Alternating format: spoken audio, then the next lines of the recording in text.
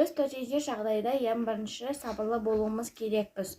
Төтенше жағдайға өрт, су тасқыны, жер сілкінісі және тағы басқалар жатады. Өрт кезінде біз сүлгіні алып, оны сулауымыз керекпіз. Және де өзіміздің мұрнымызға, аузымызға төсеуіміз керекпіз.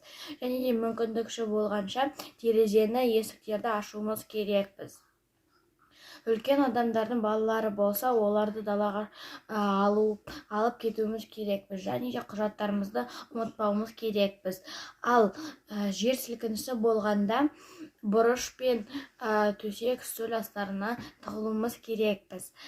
Және де үлкен адамдар болса, балалар мен құжаттарды алып далаға шығу керек баспалдақпен.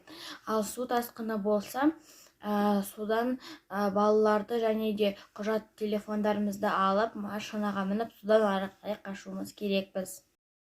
Төтенше жағдай алдын алу маңыздылығы. Мысалы, өрт кезінде біз балалардың аузын сулы тряпкамен жабуымыз керекпіз. Олар тұншығып қалуы мүмкін.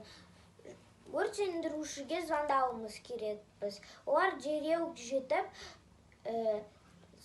өрттің ішінде жатқан балаларды құтқарып алулары керек. Сондықтан өрт сөндірушіге звондаңыздар. Балаларды спичкаға, газға жақындатпауларыңызды сұраймын.